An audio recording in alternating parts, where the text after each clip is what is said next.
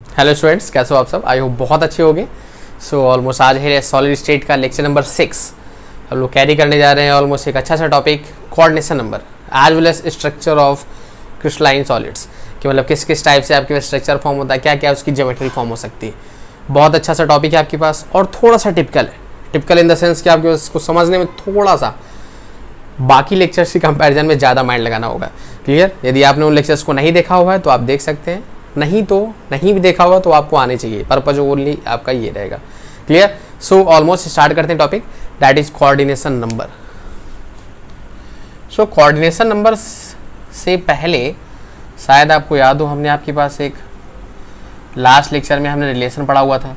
किसमें? Radius of tetrahedral voids and radius of octahedral voids. तो हमने पढ़ा हुआ था कि जो रेडियस होती है हमारे पास किसकी, टेट्राहेड्रलवाइड की, है ना। कहने का मतलब हमारे पास जो रेडियस ऑफ टेट्राहेड्रलवाइड आ रही थी आपके पास, वो ओवरऑल जो एटम की रेडियस थी हमारे पास उसका 0.225 टाइम्स था हमारे पास, और जो ऑक्टाहेड्रलवाइड थी वो पूरे एटम की रेडियस का हमारे पास 0.414 टाइम्स था। तो ये तो हमने पढ़ा हुआ था आपके पास लास्ट क्लास में कि ये हमारे पास ऑलमोस्ट इनकी हमने प्रूविंग भी पढ़ी हुई थी। आज हम पढ़ने वाले हैं कोऑर्डिनेशन नंबर होता क्या है। तो कोऑर्डिनेशन नंबर का मतलब हो गया हमारे पास कि जैसे आपके पास हमने पढ़ा NaCl, तो अब NaCl में हमने क्या पढ़ा कि Na सपोज करिए हमारे पास बीच में है, तो उसके सराउंडिंग हमारे पास Cl उसको क्या कर रहे हैं, सराउंड कर रहे हैं। भाषण में आ रही। तो कहने का मतलब एक आयन आपके पास यदि सेंटर पे है तो सराउंडिंग दूसरे आयन से उसको क्या करते हैं, कंप्लीटली कवर अप कर लेते हैं, और जितने आयन्स के थ्रू वो कवर अप रहता है वही उसका क्या हो जाता है, कोऑर्डिनेशन नंबर। तो यदि हम डेफिनेशन लिखें आपके पास कि व्हाट इज कोऑर्डिनेशन नंबर, तो डेफिनेशन हमारे पास हो जाएगी बहुत सिंपल सा logic, the number of oppositely charged ions, the number of oppositely charged ion surrounding each ion is called coordination number। Clear? कि मतलब हमारे पास जैसे सपोज करो Na है और आपके पास Cl है, तो इसमें जो आयंस आपकी मिले वो कौन कौन से मिले हमारे पास, Na+ मिला और Cl- मिला। तो जितने भी हमारे पास Na+ हैं, तो यदि हम एक पर्टिकुलर आपके पास ले लें Na+, तो एक Na+ के ऊपर जितने भी Cl- अटैच हैं वही हमारे पास उसका कोऑर्डिनेशन हो जाएगा। अब ऐसा नहीं कि Na+ के ऊपर ही Cl हो सकते हैं, Cl- के ऊपर भी Na+ होंगे। अभी आगे के लेक्चर्स में हम पढ़ेंगे कि दोनों का कोऑर्डिनेशन नंबर कितना होता है, 6 होता है। मतलब एक Na+ के सराउंडिंग 6 Cl- होते हैं और एक Cl- के सराउंडिंग 6 Na+ होते हैं। लॉजिक समझ में आ रहा है हमारे पास? तो दोनों का कोऑर्डिनेशन नंबर कितना होता है, 6। लॉजिक समझ में आ गया हमारे पास? कभी कभी क्या होता है हमारे पास कि स्ट्रक्चर में इसको ऑब्जर्व कर पाना कि एक आयन कितने अदर आयंस के थ्रू सराउंडेड है काफ़ी डिफिकल्ट हो जाता है, इवन इन 3D स्ट्रक्चर। तो उस केस में हम क्या करते हैं, उस केस में हम ये करते हैं, जैसे सपोज करो Na+ दिया गया, Cl- दिया गया, तो अब ये एटम है, ये भी एटम है, तो कुछ ना कुछ रेडियस होगी जिसको हमने बोला था एटॉमिक रेडियस। अब यदि हमारे पास उसमें प्लस चार्ज लग गया, माइनस चार्ज लग गया, तो वही एटॉमिक रेडियस किस में कन्वर्ट हो जाती है, आयनिक रेडियस में। कहने का मतलब हमारे पास इसके पास भी आयनिक रेडियस है, इसके पास भी आयनिक रेडियस है, दोनों के पास आयनिक रेडियस कुछ ना कुछ है हमारे पास।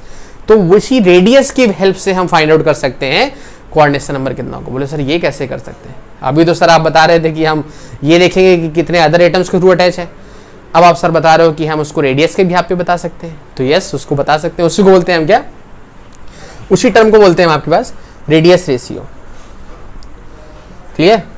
रेडियस रेशियो कहने का मतलब ये चीज तो कंफर्म है हमारे पास कि कोई भी यदि आपके पास आयन फॉर्म हो रहा है, मतलब कोई भी आपका क्रिस्टल फॉर्म हो रहा है, तो क्रिस्टल में हमारे पास केटायन होता है और हमारे पास एनायन होता है। इन दोनों को कंबाइन होकर के हमारे पास एक क्रिस्टल फॉर्म हो जाता है। कहने का मतलब जैसे आपके पास NaCl फॉर्म हुआ, तो आप देख रहे हो कि Na+ है और क्या हमारे पास Cl-। तो उसमें होता क्या है कि जो रेडियस रेशियो होता है हमारे पास, है ना, क्या रेडियस रेशियो, वो क्या होता है हमारे पास, radius of cation upon radius of anion, है ना। कि मतलब जो आपके पास रेडियस है केटायन की अपॉन हम कर दें यदि रेडियस किसकी, एनायन की, तो वहां से हमारे पास फाइंड आउट होकर के आ जाएगा कि क्या हमारे पास ऑलमोस्ट कोऑर्डिनेशन नंबर होगा। बोलो सर इससे कैसे आपके पास फाइंड आउट होकर के आ जाए कोऑर्डिनेशन नंबर क्या होगा? तो आप देख लीजिए हमारे पास उसके लिए टेबल, ये टेबल हमारे पास आप ऑब्जर्व कर पा रहे होंगे डीपली। तो इस टेबल में हमारे पास देखिएगा जरा, बड़ा सिंपल सा लॉजिक दिया गया है। यहाँ पर आप देख पा रहे होंगे कि जो 0.155 से, क्लियर, 0.225 तक। ये जो वैल्यू हमारे पास दी गई है किसके अंदर दी गई है, ट्राइगोनल प्लेनर के अंदर। उसके बाद जो नेक्स्ट वाला हमारे पास आ रहा है 0.225 से लेकर के 0.414 तक, तो ये आ रहा है आपके पास टेट्राहेड्रल के अंदर। तीसरा आ रहा है आपके पास 0.414 से 0.732 तक, तो वो ऑक्टाहेड्रल हो गया। और ऐसे लास्ट वाला हमारे पास 0.732 से लेकर के 1 तक, तो ये हमारे पास क्या हो गया, यस ऑक्टाहेड्रल। बात समझ में आ रही, सॉरी क्यूबिक। तो ये 4 हमारे पास अरेंजमेंट होते हैं जो आपका इसके थ्रू फुलफिल किए जाते हैं। अब इसमें सबसे इंपॉर्टेंट चीज हमारे पास ये आती है कि यदि हमारे पास फॉर टेट्राहेड्रल हम बोले कि भाई हमारे पास आपके पास टेट्राहेड्रल वाइड है, तो उसके लिए आपके पास वैल्यू क्या होनी चाहिए, तो ये होना चाहिए समथिंग कुछ ऐसा 0.225 r माइनस। और यदि हम बोले आपके पास कि फॉर ऑक्टाहेड्रल, तो फॉर ऑक्टाहेड्रल हमारे पास क्या हो जाना चाहिए, r plus equal to 0.414 r minus. Clear, कि मतलब ये क्वांटिटी आपको ये बता रही है कि देखो ध्यान समझना, आप इस टेबल को ध्यान से समझना क्या कि 0.225 से 0.414 तक है, तो अरेंजमेंट कैसा होगा, टेट्राहेड्रल। और 0.414 से 0.732 तक है, तो कैसा होगा हमारे पास, ऑक्टाहेड्रल। और यदि 732 से ऊपर निकल गया 1 तक, तो वो कैसा हो गया, क्यूबिक। बात समझ में आ रही है हमारे पास कि मतलब इसके बीच में टेट्राहेड्रल, इसके बाद वाले में ऑक्टाहेड्रल और लास्ट वाले में आपके पास क्यूबिक। लेकिन यदि इससे पहले वाले में जाए, जब आपके पास 0.115 से बिलो था, तो वो जो हमारे पास होता है वो होता है वाइड के लिए। और आपने देखा ही हुआ है कि वाइड कैसी होती है, ट्रायंगुलर इन शेप। जो टेट्राहेड्रल वाइड है वो कैसी होती है, ट्रायंगुलर इन शेप। तो दैट इज द रीजन वहां पर लिखा हुआ है क्या, ट्रायंगुलर प्लेनर। उसके बाद हमारे पास टेट्राहेड्रल, फिर ऑक्टाहेड्रल और लास्ट में हमारे पास यस ऑलमोस्ट क्यूबिक। तो ये कंडीशन थी हमारे पास। तो अब हम इसके कुछ क्वेश्चंस करेंगे। तो मतलब ओवरऑल आपको ये समझ में आ गया, r plus upon r minus, मतलब radius of cation upon radius of anion का यदि रेंज इसके अंदर लाई कर रहा है, तो हम बता सकते हैं कि उसका कोऑर्डिनेशन नंबर कितना होगा। यदि आपके पास वो ट्रायंगुलर प्लेनर है तो 3, यदि आपके पास टेट्राहेड्रल है तो 4, यदि ऑक्टाहेड्रल है तो 6, और यदि हमारे पास क्यूबिक है तो उसका हम बता देंगे कोऑर्डिनेशन नंबर कितना होगा, 12। कुछ केस हमारे पास स्पेशल ऐसे भी हैं जहाँ 12 होता है, बट हालांकि आपके पास मोस्टली हमको 8 तक ही स्ट्रक्चर पढ़ने हैं, तो इसलिए हम इस पर 8 तक ही वर्कआउट करेंगे। भाषण में आ रही है, क्लियर। तो अब इसके कुछ न्यूमेरिकल्स पे आ जाते हैं।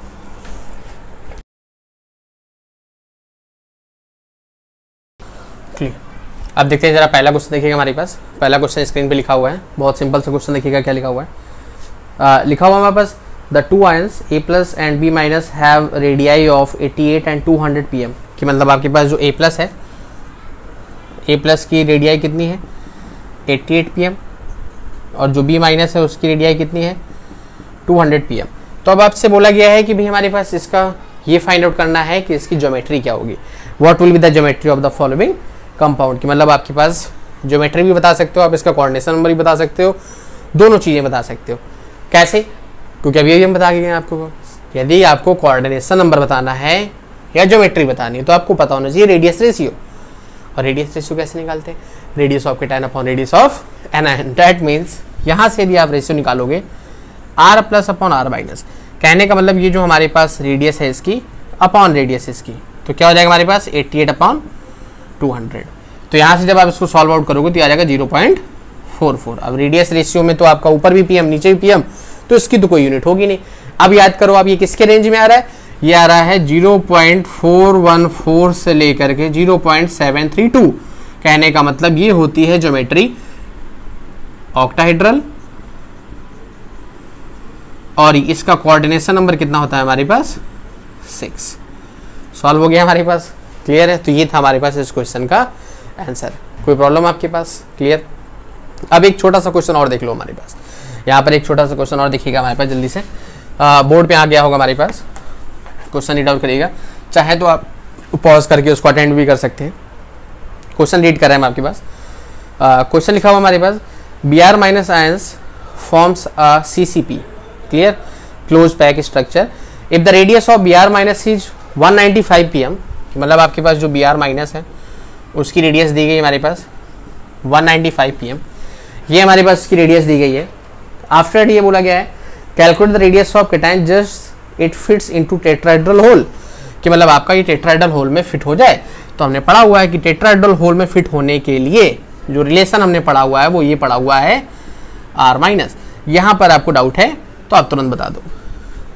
बोले सर कैसे बताते हैं? सर हम तो ऑनलाइन है तो फील तो कर सकते हो। खैर बात समझ में आ रही है? हमने अभी भी पढ़ा है आपके पास कि टेट्राहेड्रल है तो समथिंग ये रिलेशन, ऑक्टाहेड्रल है तो 0.414। कहाँ से आ रहा है? हर एक लेक्चर बहुत इंपॉर्टेंट है आपके पास, इसलिए पूरा सीक्वेंस से देखा होगा आपने तो फील आ रहा होगा। बात समझ में आ रही? ये हमारे पास कंडीशन दी गई। तो आपसे बोला गया कि टाइम की रेडियस निकाल दो, तो हम तुरंत निकाल देंगे भाई। कैसे? देखो आप आर प्लस है, यहाँ से 0.225 मल्टीप्लाइड बाई 195। आप इसको सॉल्व कर लोगे तो आपके पास आंसर आ जाएगा इतना पीएम। कैलकुलेशन आप खुद कर सकते हो। क्लियर? तो ये आगे रेडियस ऑफ केटायन। अब उसके आगे क्वेश्चन एक और ऐड था, ये क्वेश्चन अच्छा है। Can a cation having a radius of 82 pm, कि मतलब आपके पास 82 pm रेडियस रखते हुए जो आपके पास केटायन है, क्या वो आपके पास ऑक्टाहेड्रल क्रिस्टल में स्लिप हो सकता है? तो अब स्लिप होने के लिए जो हमारे पास उसका रेडियस रेशियो है वो आपके पास किसकी रेंज में आना चाहिए? टेट्राहेड्रल की रेंज में आना चाहिए, तभी तो आपके पास वो गिर पाएगा। कहने का मतलब आपके पास वो किस रेंज में आना चाहिए? 0.141 से 0.732 तक। और यहाँ पर क्या बोल रहा है हमारे पास? यहाँ पर कुछ ऐसा बोल रहा है r plus upon r minus कि 82 हो गया है केटायन का और 195 तो था आपके पास एनायन का। एनायन का 195, अब उसके बाद जो केटायन का है वो कम होकर के इतना हो गया है ना। तो अब बोला गया है क्या इतना यदि केटायन का रेडियस हो जाए तो क्या वो टेट्राहेड्रल वॉइड में स्लिप कर सकता है? टेट्राहेड्रल वॉइड में तभी स्लिप कर सकता है जब उसका रेडियस रेशियो इतना है। तो हम इसको कैलकुलेट करते हैं आपके पास। जब हम इसको कैलकुलेट करते हैं तो देख लेते हैं जल्दी से।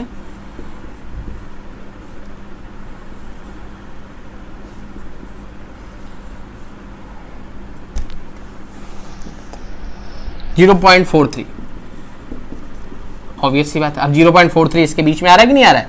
इसके बीच में आ रहा है, कहने का मतलब आसानी से हमारे पास वो आपका इसमें स्लिप कर जाएगा। बात समझ में आ रही है? क्लियर है? तो ये था क्वेश्चन हमारे पास वाइट्स का। तो यहाँ से आपको आई थिंक समझ में आ गया होगा कैसे हम कोऑर्डिनेशन नंबर निकालते हैं। यदि आपके पास आपको जो स्ट्रक्चर से दिख रहा है कि इतने एटम्स के थ्रू सराउंडेड है तो साफ साफ कोऑर्डिनेशन नंबर पता चल जाएगा। यदि आपको नहीं दिख रहा है तो आप देखो वहां पर कहीं रेडियस दी गई होगी, रेडियस से आपको रेशियो निकालना है, रेशियो निकाल करके रेंज लाई करनी है। रेंज लाई करने से आपके पास आपको ये भी पता चल जाएगा उसकी ज्योमेट्री क्या है, आपको ये भी पता चल जाएगा उसका कोऑर्डिनेशन नंबर क्या है। तो आई थिंक ये डाउट्स आपके फिनिश हो गए होंगे। अब बहुत इंपॉर्टेंट टॉपिक आने वाला है तो आप उस पर फोकस करिएगा।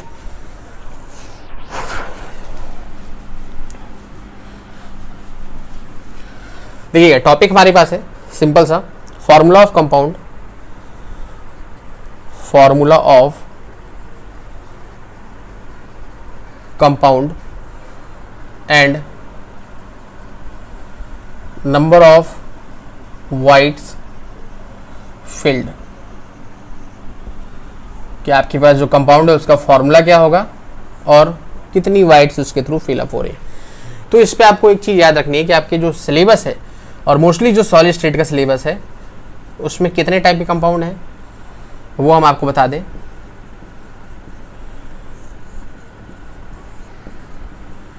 क्लियर? ये तीन। अब इन तीनों का मतलब समझिए जरा, बहुत सिंपल सा। ए बी का मतलब ये है कि जितने नंबर ऑफ एटम्स ए के हैं उतने बी के हैं यदि ऑक्टाहेड्रल है तो। यहां पर आपके पास जितने ए के हैं उसका डबल बी के हैं, जितना ए के डबल है वो सिंगल आपके पास बी का है। बात समझ में आ रही है हमारे पास? तो अब इसको समझते हैं जरा, इसका लॉजिक क्या है। तो जब हम बात करते हैं आपके पास ए बी स्ट्रक्चर की, कि स्ट्रक्चर कैसा है हमारे पास ए बी है, तो यूजुअली होता क्या है हमारे पास कि कोई भी आयनिक आपका जो होता है वो केटायन और एनायन दो चीज़ों से मिलकर के बना होता है। अब यदि आपसे बोला जाए कि ज़्यादा साइज किसका होता है तो ऑब्वियस सी बात है एनायन का होता है। क्यों? क्योंकि एनायन तो इलेक्ट्रॉन गेन कर रहा होता है ना, तो गेन करने पर साइज तो उसका और ज़्यादा हो जाएगा ना। तो हमने यूजुअली पढ़ा भी हुआ है कि एनायन का साइज केटायन से बड़ा होता है, तो एनायन का साइज बड़ा होता है और जिसका साइज बड़ा होता है वही आपका सीसीपी और एससीपी लैटिस फॉर्म करता है। अच्छा, सीसीपी को ही हम बोलते हैं क्या?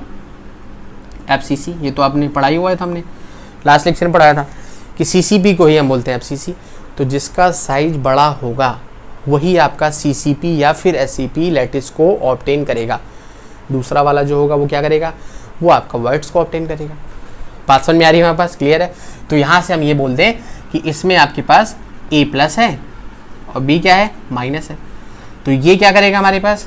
ये सीसीपी को करेगा। कब है सीसीपी एससीपी कब होता है? ये भी हम आपको पढ़ाएंगे। तो बी माइनस हमेशा सीसीपी आपके पास लैटिस फॉर्म करेगा। क्यों? क्योंकि हमारे पास वो आपका ज़्यादा साइज है। सीसीपी का मतलब समझ रहे हो ना, क्यूबिक क्लोज पैकिंग, पिछले लेक्चर में प्रॉपर पढ़ाया हुआ आपके पास, पूरे सीसीपी लैटिस को फॉर्म करेगा। और जो ए प्लस है वो क्या करेगा, हमारे पास वाइड्स को ऑब्टेन करेगा। इसके पास दो ऑप्शन है कि या तो हमारे पास ऑक्टाहेड्रल वाइड हो और या फिर हमारे पास टेट्राहेड्रल वाइड हो।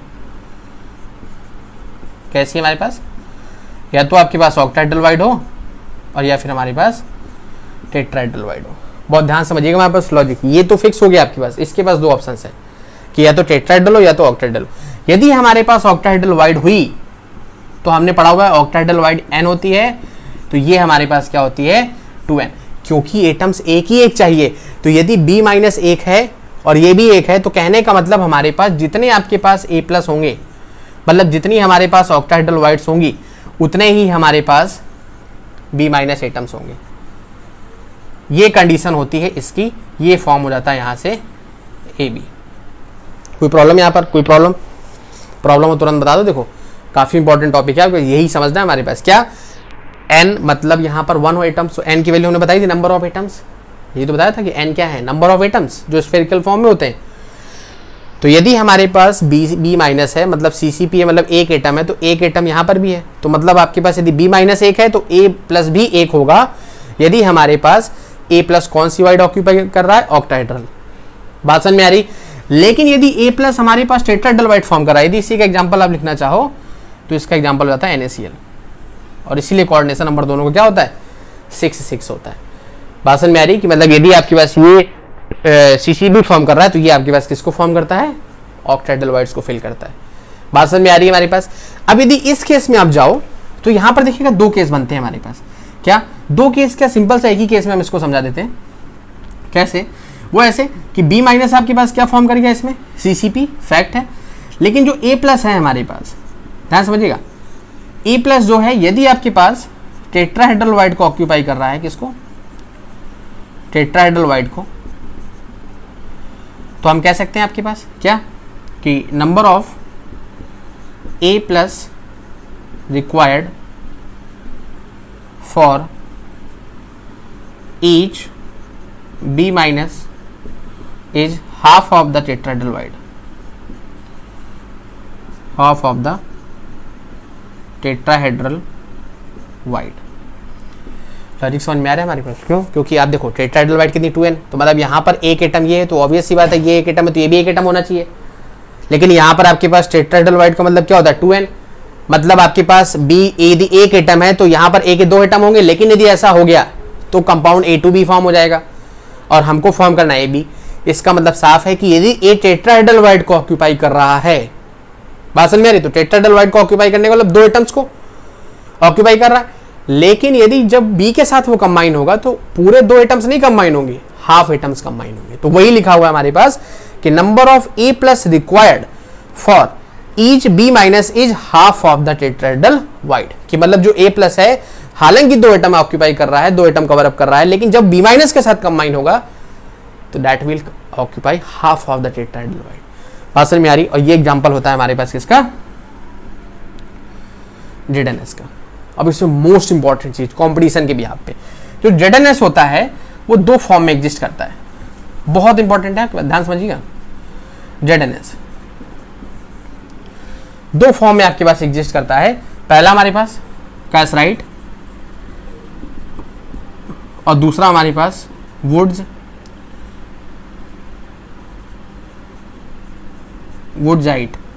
क्लियर। तो जो कार्साइट और वुडजाइट होता है तो इसमें जो H2 माइनस होता है वो किसको ऑक्यूपाई करता है, CCP को, और इसमें जो H2 माइनस होता है वो ऑक्यूपाई करता है किसको, SCP को। अब इसको बहुत ध्यान से ऑब्जर्व करो। हमारे पास क्या ऑब्जर्व करो इसमें, हमारे पास कि जो ये कार्साइट है ना, क्लियर, बात समझ में आ रही है, और ये जो हमारे पास वुडजाइट है, तो इस केस में हमारे पास इसको हम जिंक ब्लेंड भी बोल सकते हैं। क्या, जिंक ब्लेंड। तो इसका आप वही नाम लिख लो तो आपको ज्यादा बेटर रहेगा, जिंक ब्लेंड। क्लियर। तो जिंक ब्लेंड में भी आपके पास H2 माइनस है, Zn2 प्लस और H2 माइनस। आप देखो ना इसको, Zn2 प्लस और क्या है हमारे पास H2 माइनस। तो जो यहाँ पर Zn2 प्लस है उसको साइड में रखो आप, मेन बात आ रही है H2 माइनस की। तो जब जिंक ब्लेंड होता है तो H2 माइनस कैसी लैटिस ऑक्यूपाई करता है, CCP। और यदि हमारे पास H2 माइनस आपके पास वुडजाइट में होता है तो वो फॉर्म करता है एससीपी। दोनों का फॉर्मूला क्या होता है, सेम होता है, लेकिन अलग अलग फॉर्म्स हैं। और दोनों ही केस में आपके पास जो Zn2+ है, Zn2+, बात समझ में आ रही है यहाँ पर। तो अब देखो जरा, Zn2+ उसमें भी सेम है और Zn2+ हमारे पास उसमें भी सेम है, बात समझ में आ रही है। तो जो Zn2+ होगा हमारे पास, यहाँ पर देखिएगा हमारे पास इस केस में जो हमने पढ़ा कि ये किसके लिए, टेट्राहेड्रल के लिए, सेम कंडीशन है यहाँ पर भी कि Zn2+ for both the cases, for both cases occupies tetrahedral void. बात समझ में आ रही है कि दोनों ही केसेस के लिए जो आपके पास ZnS है, Zn2+ है, वो आपके पास टेट्राहेड्रल वाइड को ऑक्यूपाई करेगा। मोस्ट इंपॉर्टेंट था आपके पास ये, इसको आप स्टार मार्क बना करके लिख सकते हैं। लॉजिक समझ में आ रहा है हमारे पास, क्लियर है। तो ये था कॉन्सेप्ट AB कंपाउंड का। AB कंपाउंड में आपको ये चीज़ समझ में आ गई होगी कि दो केस हो सकते हैं। एक चीज़ तो फिक्स हो गई कि B- हमेशा आपका या तो CCP फॉर्म करेगा या SCP, तो वो तो एक एटम्स रहेगा हमारे पास। जो A+ है वो ऑक्टाहेड्रल वाइड भी कर सकता है, टेट्राहेड्रल वाइड भी कर सकता है। जब ऑक्टाहेड्रल वाइड करेगा तो जितने A+ होंगे उतने B- होंगे, लेकिन जब टेट्राहेड्रल वाइड करेगा आपके पास, तो टेट्राहेड्रल वाइड में क्या होगा हमारे पास कि जितने आपके पास A हैं उसका जस्ट हाफ हमारे पास कंबाइन होगा किसके साथ, B का साथ। क्लियर, क्योंकि हमें कंपाउंड क्या फॉर्म करना है, AB।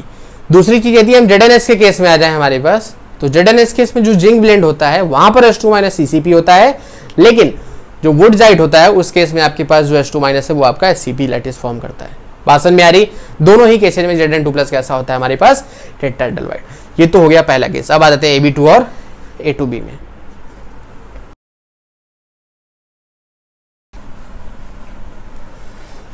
क्लियर। अब देखिए किधर है हमारे पास, AB2 में, AB2। तो अब AB2 में फैक्ट हो गया हमारे पास कि A हो गया आपके पास क्या, केटायन, और B क्या हो गया हमारे पास, एनायन। तो यहां से हम पहले देख लेते हैं A2B का। A2B आपको ज़्यादा समझ में आ जाएगा। पहले हम A2B देख लेते हैं, फिर उसके बाद हम AB2 करते हैं। Clear, A2B। तो अब यहाँ देखिएगा हमारे पास ये हो गया आपके पास क्या, ऑलमोस्ट केटायन, और ये क्या हो गया हमारे पास, एनायन। तो यहाँ से जो B- होगा, B- क्या फॉर्म कर देगा, CCP, कोई प्रॉब्लम। जो A+ होगा वो क्या फॉर्म कर देगा आपके पास, टेट्राहेड्रल वाइड। अभी टेट्राहेड्रल क्यों हो गई हमारे पास, क्योंकि सीधा सा लॉजिक है, बहुत सिंपल सा, क्या कि आपके पास टेट्राहेड्रल वाइड का मतलब होता है 2n। तो मतलब यदि हमारे पास इसमें एटम्स की वैल्यू 1 है तो इसमें वैल्यू क्या हो जाएगी, 2 हो जाएगी। तो फॉर्म हो जाएगा क्या, A2B। इसका एग्जाम्पल यदि आपसे बोला जाए तो ये क्या हो जाएगा हमारे पास, Na2। क्लियर, बात समझ में आ रही, कोई प्रॉब्लम यहाँ पर, लॉजिक समझ में आ रहा है हमारे पास कि ये हम इसलिए पढ़ा रहे हैं ताकि क्वेश्चंस आपके आएंगे, इसी से पूछे जाएंगे आपके पास। तो ये चीज़ आपको याद रखनी पड़ेगी। बात समझ में आई, भी हम उसकी कुछ प्रैक्टिस भी कराएंगे तो आपको समझ में आएगा। तो A2B का मतलब समझ में आएगा। A2B का मतलब हमारे पास ये हो गया कि जो A है वो टेट्राहेड्रल वाइड ऑक्यूपाई कर रहा है, और A के 2 एटम्स, मतलब 2 टेट्राहेड्रल वाइड्स आपके पास, 2 एटम्स मतलब A के ऑक्यूपाई करेंगे किसको, एक B को। बात समझ में आ रही कि मतलब पर B एटम कितने A रिक्वायर्ड होंगे, 2। तभी जाकर के फॉर्मूला क्या फॉर्म हुआ, A2B। तो B क्या हो गया, CCP, और A2 क्या हो गया, टेट्राहेड्रल। बात समझ में आ रही है। अब यहां पर हम आपके पास इसके दूसरे केस में आ जाए, AB2 में। तो अब यहां देखिएगा हमारे पास होता क्या है, होता जनरली यही है कि जो A है केटायन छोटा होता है, तो वो आपके पास सिंपल सा स्ट्रक्चर फॉर्म करता है, CCP SCP, है ना। बात समझ में आ रही है, छोटा वाला नहीं फॉर्म करता, बड़ा वाला फॉर्म करता है। कैसे हो आप, ध्यान भी नहीं दे रहे हो, खैर बात समझ में आ रही है। तो ये जो A+ है छोटा वाला, ये आपका SCP और CCP फॉर्म नहीं करता है। हमने क्या पढ़ा कि जो बड़ा आयन होता है, मतलब एनायन जो होता है, वही आपके पास या तो CCP फॉर्म करेगा या तो FCC फॉर्म करेगा, बड़ा वाला, छोटा वाला नहीं करेगा हमारे पास। क्लियर, लेकिन यदि कहीं छोटा वाला कर जाए तो कहने का मतलब हमारे पास कि यहाँ से जो A+ है, यदि आपके पास वो CCP ऑक्यूपाई कर ले, तो जो B है हमारे पास वो क्या ऑक्यूपाई कर लेगा, टेट्राहेड्रल वाइड्स। बात समझ में आ रही है, B-, और टेट्राहेड्रल वाइड का मतलब क्या होता है, 2n। मतलब जस्ट इसका अपोजिट, समझ रहे हो आप, इसका जस्ट अपोजिट।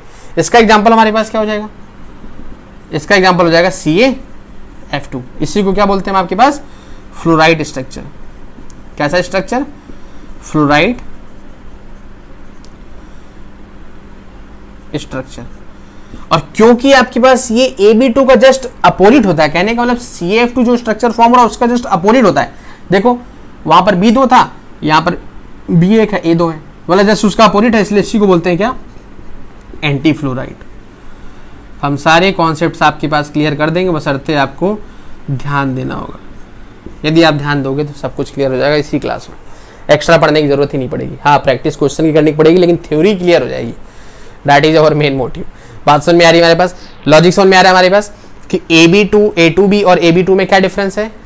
यहाँ पर आपके पास जो AB2 है, AB2 उसमें A आपके पास CCP फॉर्म करता है, B टेट्राहेड्रल फॉर्म करता है, इसी को बोलते हैं क्या, फ्लोराइड स्ट्रक्चर। क्लियर। यहाँ पर क्या होता है A2B में, यहाँ पर B आपके पास CCP फॉर्म करता है और जो A है वो क्या करता है हमारे पास, टेट्राहेड्रल फॉर्म करता है। और क्योंकि ये फ्लोराइड का जस्ट अपोजिट है, इसलिए इसी को बोलते हैं क्या, एंटी फ्लोराइड स्ट्रक्चर। एग्जांपल क्या हो जाएगा हमारे पास, Na2O। क्लियर है हमारे पास, लॉजिक समझ में आ गया। तो यहाँ से आपके पास AB भी हो गया, AB2 भी हो गया और A2B। क्लियर। अब इसके बाद आप देख लो एक सिंपल सी टेबल। अब आप टेबल देखिएगा जरा हमारे पास, टेबल में बहुत ध्यान समझिएगा। अभी जो टेबल हमारे पास दी गई है ना, तो आप इसमें देख रहे होगे NaCl। क्लियर। आप देखिए जरा NaCl, अब उसमें लिखा हुआ पूरा CCP अरेंजमेंट होता है। Cl माइनस जो आपके पास है वो CCP अरेंजमेंट करता है और Na प्लस ऑक्टेहेड्रल साइड्स ऑक्यूपाई करता है। कोऑर्डिनेशन नंबर हमने बताया था, जितना Na प्लस होगा उतना आपके पास Cl माइनस होगा। That is the reason coordination number क्या रहेगा, 6। एग्जांपल इसके और भी देख सकते हो, जैसे Li का हो गया हमारे पास, Na का हो गया, K का हो गया, है ना, LiCl, NaCl, KCl, फिर उसके बाद आपके पास AgCl, AgBr, MgO, CaO। तो ये बहुत हेल्पफुल है। बात समझ में आ रही, ये इसलिए हेल्पफुल है आपके पास कि डायरेक्टली यदि आपको ये याद हो गए तो तुरंत आप बता सकते हो कि हाँ इसका जो कोऑर्डिनेशन नंबर है वो 6 होगा। अब जैसे AgCl है तो Ag का भी 6 होगा, Cl का भी 6 होगा, KCl है तो उसका भी 6 होगा, उसका भी 6 होगा। बात समझ में आ रही, तो ये हम आपको बता रहे हैं कंपाउंड कैसे, AB टाइप। बात समझ में आ रही है। सेकंड नंबर देखिएगा हमारे पास, सेकंड नंबर देखिए आप, तो लिखा हुआ ZnS। अब ZnS में हमने बताया आपको कि यहाँ पर आपके पास H2 माइनस जो है वो CCP अरेंजमेंट फॉर्म कर रहा है और Zn2+4। एग्जाम्पल हो गया BS और CuCl। क्लियर। नेक्स्ट हमारे पास देखिएगा zinc blende, same condition, alternative है टेट्राहेड्रल साइड्स का। आगे आ जाते हैं CaCl में, तो Cl माइनस क्या हो गया आपके पास, क्यूबिक अरेंजमेंट, और CS माइनस क्या हो गया, क्यूबिक साइड्स में। कोऑर्डिनेशन नंबर आपके पास 8 हो गया। CaF2 सेम कंडीशन, अभी हम आपको बता के गए। तो अब देखिएगा CaF2, तो इसका मतलब हमारे पास ये हो गया कि ये आपके पास कितना होगा 8, तो ये क्या हो जाएगा 4। क्लियर। तो वही वहाँ पर लिखा हुआ हमारे पास कैल्शियम में, देखिएगा कैल्शियम हमारे पास कितना लिखा हुआ है 8, तो यहाँ से हमारे पास ये कितना हो गया हमारे पास 4, कि मतलब वो डबल हो गया तो जस्ट आपका ये हाफ हो गया। जैसे Na2O है तो Na2O में बड़ा सिंपल सा लॉजिक कि ये हो जाएगा 4, तो ये क्या हो जाएगा 8, क्योंकि देखो अब 4 हो गया तो 4 × 2 क्या हो गया 8, तो ये भी 8 हो गया। यहाँ पर देखिए जरा, ये 8 है तो ये 4 × 2 हो गया 8, तो ये भी क्या हो गया 8 हो गया। मतलब ओवरऑल रेशियो क्या होना चाहिए, सेम आना चाहिए हमारे पास। तो ये हमारे पास पूरी टेबल होगी, एग्जाम्पल भी उसके आगे गिवन है। क्लियर है, बात समझ में आ रही है हमारे पास। तो ये था ओवरऑल पूरा सा लॉजिक। नेक्स्ट आ जाते हैं,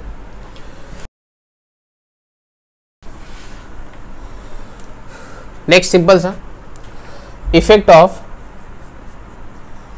टेम्परेचर एंड प्रेशर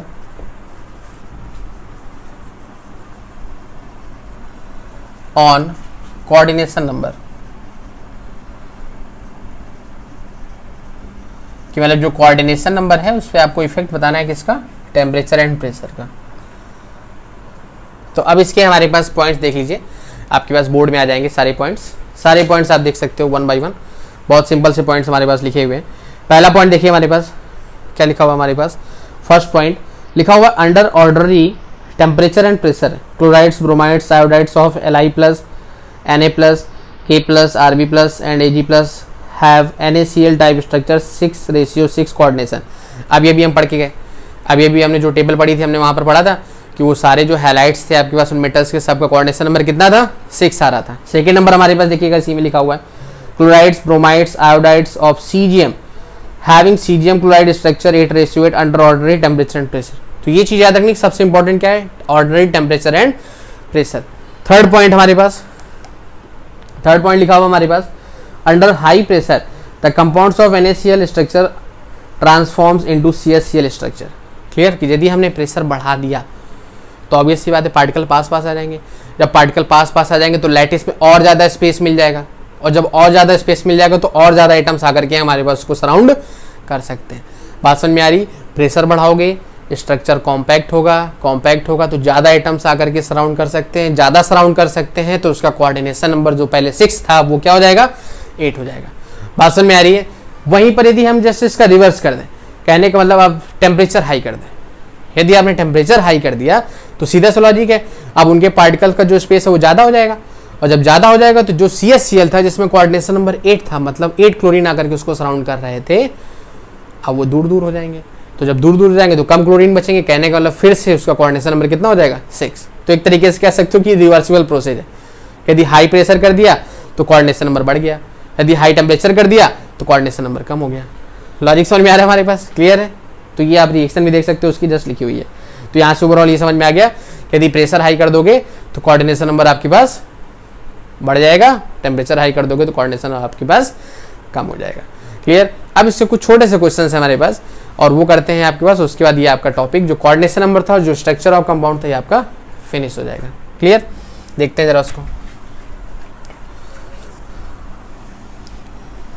सो देखिएगा हमारे पास पहला क्वेश्चन आपके पास स्क्रीन पे आ रहा होगा। फर्स्ट क्वेश्चन स्क्रीन पे देखिएगा, बहुत सिंपल सा क्वेश्चन हमारे पास लिखा हुआ है। Yes, okay. देखिएगा जरा, रीड आउट करिएगा।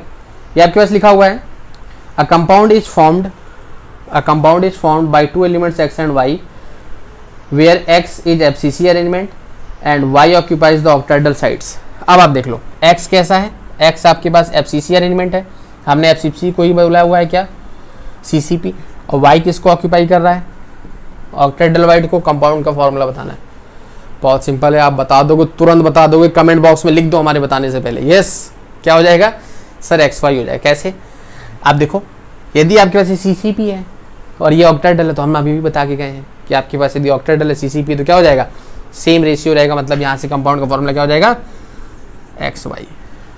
क्लियर है, कोई प्रॉब्लम। अब उसके बाद आ जाते हैं नेक्स्ट वाले पे।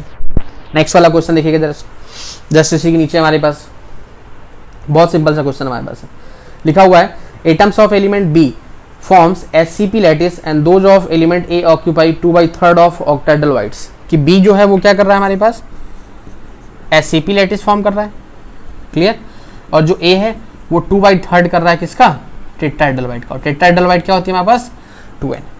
बहुत ध्यान समझो, 2/3 किसका, टेट्राहेड्रल वाइड का। तो मतलब यहां से आप यदि ये बोलो कि for each atom of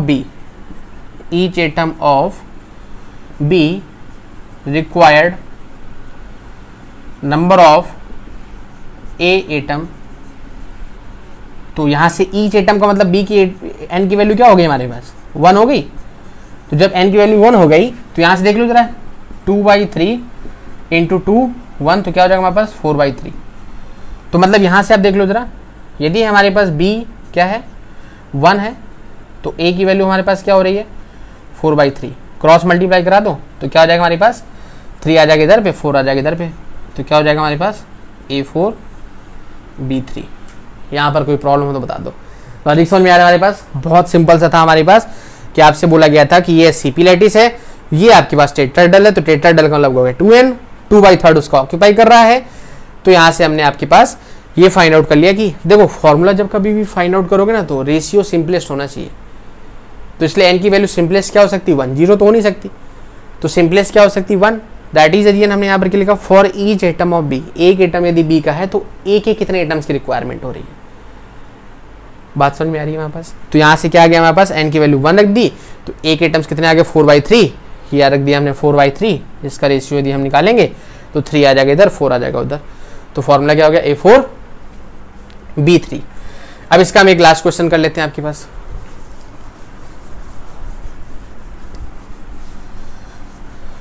last question देखिएगा हमारे पास, बोर्ड में आ गया होगा अभी तक।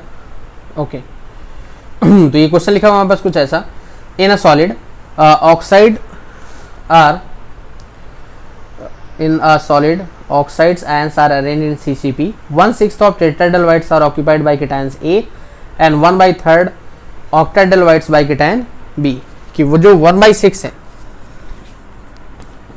वो आपके पास किसका है, टेट्राहेड्रल वाइट्स का, मतलब 2n का। क्लियर। और जो B है वो 1/3 है किसका, ऑक्टाहेड्रल वाइट का। और जो ऑक्साइड है वो क्या कर रहा है हमारे पास, CCP कर रहा है। CCP का मतलब n की वैल्यू 1 ले लें हम, तो यदि हमने n की वैल्यू 1 ले ली तो यहाँ से ये वैल्यू कितनी आ गई 1/3, और ये वैल्यू कितनी आ गई हमारे पास 1/3। तो यहाँ से हम क्या कर दें, ए रेशियो बी रेशियो ओ, तो यहाँ पे कितना आ गया हमारे पास 1/3, यहाँ क्या आ गया 1/3, यहाँ क्या आ गया 1, तो फॉर्मूला क्या आ गया AbO3। कोई प्रॉब्लम? बात समझ में आ रही है? क्लियर है? आप इसके और भी क्वेश्चन कोशिश करेंगे आपको ऑलमोस्ट PDF में प्रोवाइड करा दें, और ये सारे लेक्चर के आपके पास जो नोट्स हैं डिस्क्रिप्शन में गिवन होंगे। पूरे चैप्टर के यदि नोट्स चाहिए तो आप RC क्लासेस के एप्लीकेशन डाउनलोड कर सकते हैं। इसके प्रैक्टिस क्वेश्चंस हम और भी आपको डिस्क्रिप्शन में PDF में प्रोवाइड करा देंगे। आई होप ये टॉपिक अच्छे समझ में आया होगा। नहीं आया हुआ तो एक बार और देखिएगा इसको, क्योंकि थोड़ा सा टिपिकल टॉपिक है, हल्का सा। बात समझ में आ रही है? बाकी यदि इसके आप क्वेश्चंस लगाएंगे तो ये टॉपिक बिल्कुल क्लियर हो जाएगा। बात समझ में आ रही है? नेक्स्ट टॉपिक हमारे पास आने वाला है density of a cubic unit cell, मतलब जो आपके पास क्रिस्टल होता है उसकी डेंसिटी कैसे फाइंड आउट करते हैं। Clear? So till then enjoy, be motivated and stay focused.